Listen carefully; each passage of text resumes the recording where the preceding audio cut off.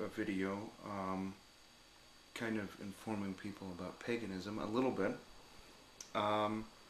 This is not going to be a really in-depth video. It's not going to be a really long one. I thought I'd make it short. I'm still learning about paganism, and I've only been pagan for about 6 years.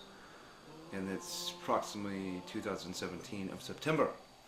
But I make a short, informal video and explaining my take on paganism.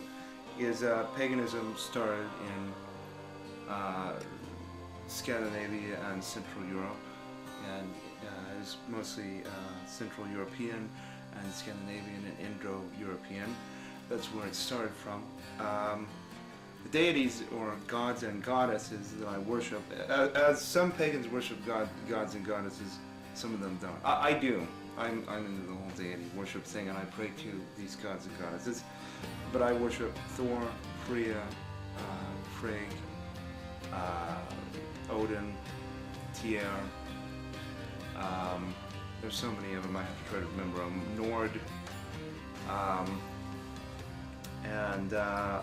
As I'm still learning, there'll probably be more gods and goddesses over the next few years that I'll probably be worshiping to and praying to.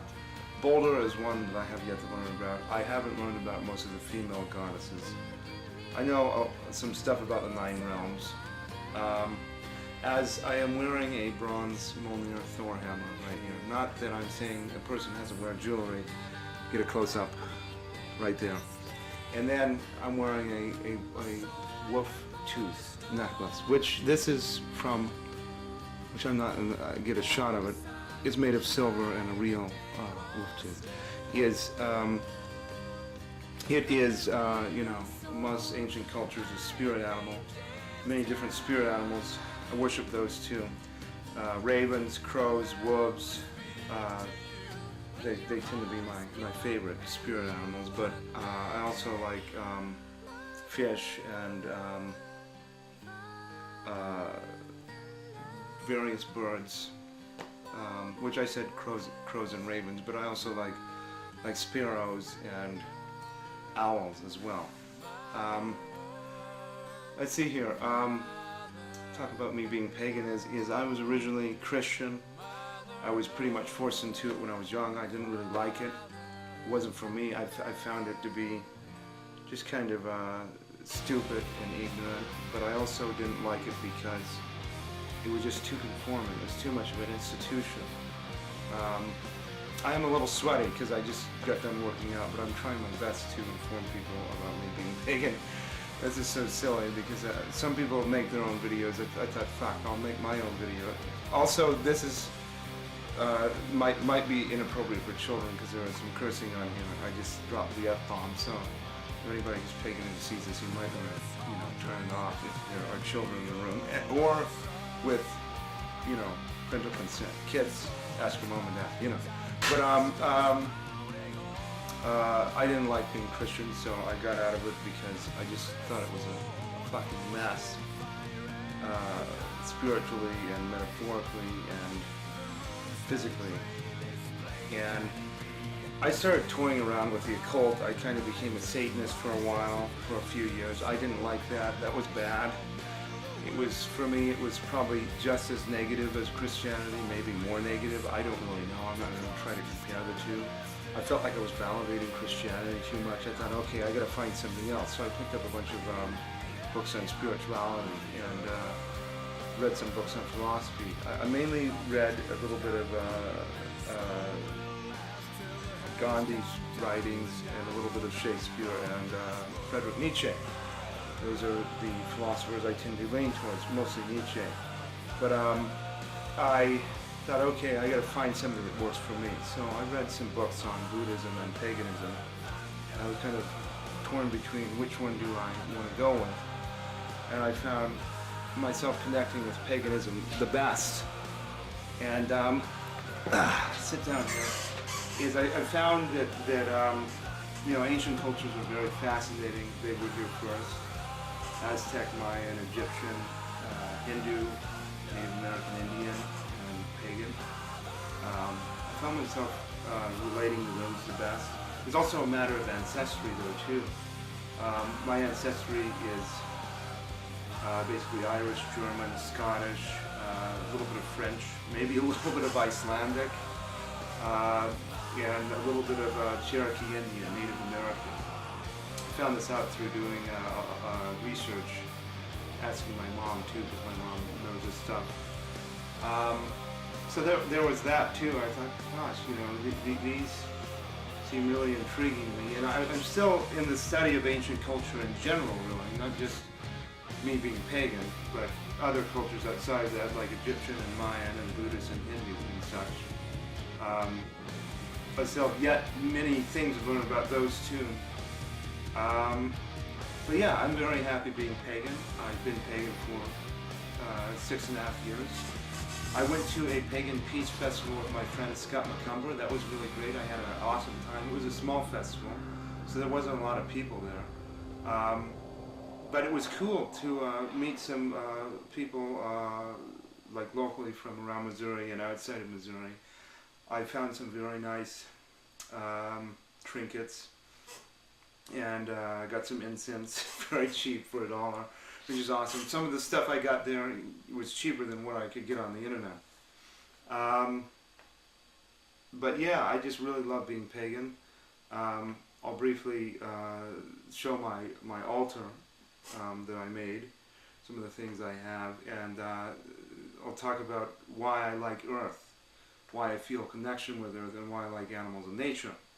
So this is probably no more than a video that would probably be no more than 10-15 minutes at the most, maybe less than that. But I'm not going to make it really long, because I could, and there's some people that they make videos that are like, I don't know, 25-30 minutes. I don't want to go that long, but I'm just going to make it brief. People who are you know, fascinated with paganism, just from an educational sense, and that's kind of the point of this video. It's not, I'm not trying to get anybody to convert to paganism. That's not the point. The point is just to educate. Those that are pagan, they'll get this video really well, because they are pagan. So anyways, moving on, I'll talk about nature and that, Earth and nature, and then I'll show my altar, and then I'll conclude the video. Also talk about rituals briefly too, but I'm going to go talk about Earth and nature. And okay, so I'm going to briefly talk about Earth and nature. I feel this for all human beings, people who are not pagan either, because we all have bonds and ties to Earth and nature. I'm talking about Earth and nature itself. Earth and nature to me, shit, I'll lose my balance here. Earth and nature to me is very important, and I believe in creationism, in that we're all born of Earth and nature. To me, humans are equal to animals. Sometimes I feel animals are better than human beings. I don't feel that human beings and animals should be separated. I do feel that animals have feelings and emotions. Some human beings, they disregard that, and they pollute, and they terrorize animals, and they wreck nature, and that really angers me. I'm into environmentalism, and environmentalism is important to me. Protecting the environment, taking care of nature, cleaning up after myself, avoiding polluting. And if I put something in the nature, I make sure it's biodegradable. The problem is, there's some people that disregard that, and this is what happens, is they'll take aluminum foil, so they have a sandwich and they eat it that's wrapped in aluminum foil, and then they just recklessly wad it up, throw it in nature. I hate that. It pisses me off. It fucking angers the hell out of me. Because they're a litter bug, and somebody's going to clean that up, or if they don't clean it up, some animal's going to get a hold of it, and it's going to hurt them and make them sick. It's going to be toxic to them. So, you know, the worship of nature and earth is very important to me. You know, we come from the earth, and we will be part of it when we die. I hate how humans disregard all that, and they helplessly and senselessly destroy that. You know, there's some people that they don't put a lot of thought into what they're doing. There's a lot of biohazardous material that goes into Earth. and it's made by humans. It's made from chemicals that humans make. You know, toxic waste is bad. You know, and deforestation is bad too. You know, these are things that we as human beings we need to try to put an end to and put a stop to, because if we don't, it will kill off animals in nature, and then we will cease to exist, because we all coexist with animals in nature. So that's why you know, animals in nature are important to pagans and all ancient cultures. Just to explain that briefly. You know, actually, I give offerings to Nord. Sometimes I empty banana peels or eggs or whatever type of foods that come from the earth, which most all food does, unless it's something like candy or something. A lot of things are like crappy food or junk food. Then not so much probably, but you know, most food comes from nature, and you know, if I eat something like an egg or a banana, I'm going to take the coverings of that and throw it back out into nature as an offering to Nord or Mother Earth, because I just feel it's my duty to do that. You know, there were times when I was younger where I got a little naive. I did maybe throw a wrapper on the ground, which I wish I hadn't done that when I did it when I was a little boy. I was just not very conscious of the environment. Could have been more conscious of what I was doing. So that's very important to me, preserving nature and taking care of it. You know, if somebody hunts, you know, don't hunt when a population is low. That's a bad idea. You know, hunt when the population is big. If it's low, then don't hunt it, because then the species will go extinct. You know, I understand why it's hard for some people to kill animals, because they're consciously, they think about subconsciously what they're doing. Hey, this is a living being and has feelings. I myself, that would be personally hard for me. Sometimes I eat vegan.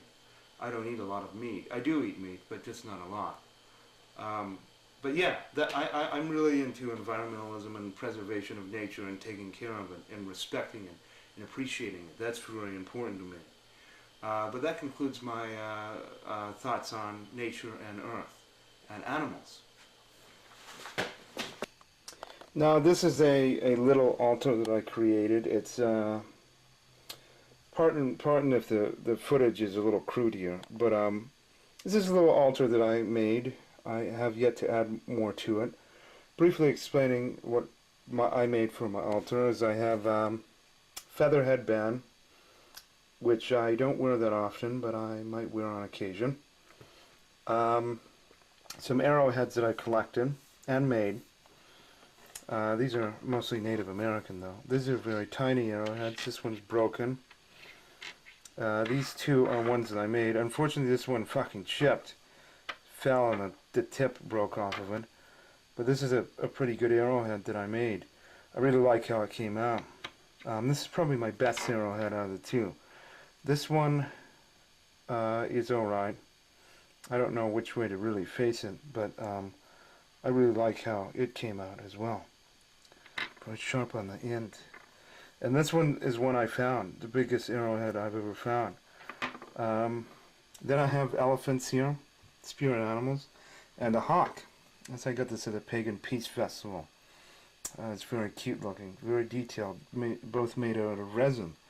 And then, you know, I like folklore, and this is a female dragon, cute little female dragon. Her wings wiggle actually, but I could crank her wings and make her wiggle if I wanted to, but I'm not going to do that. And then this is cheap. I'm a person that has like little to no money. And this is a drinking horn. I don't drink alcohol because I'm a recovering addict. Alcohol and drug addiction problems. I usually just drink water or juice out of this, or ginger soda, organic ginger soda. That's kind of my replacement for mead. This is just a plastic drinking horn. Not a very detailed one, but really nice regardless. I glued the leather strap onto it because it wouldn't stay together very well. And then this is ginger soda, Fever Tree. And it's organic, really good stuff. And this is one I sometimes get. It has imagery of pagan and Native American imagery on it. It was made in Central Europe, which is pretty wild that they made a soda company. They do Indian tonic water, ginger soda, ginger ale, and root beer.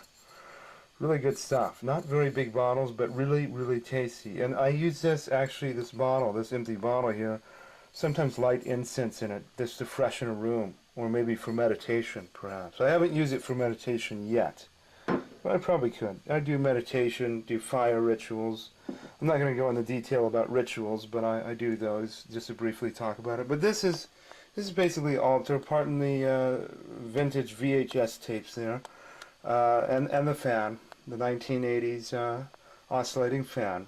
But that's pretty much my pagan altar, and or my altar, call it either. I have yet to add to it. I definitely want to hopefully someday get more of these little resin animal statues. These things are really, really cute. I really like these. Yeah, that pretty much concludes my video. I'm really, the battery's really low on this thing, so I really am using like the extension cord. So I probably would say some other things, but this is pretty much all I can think of to say. Also, to sum things up, since we're kind of looking at the altar here, and I'll just kind of keep it on the altar, is I do enjoy pagan movies, both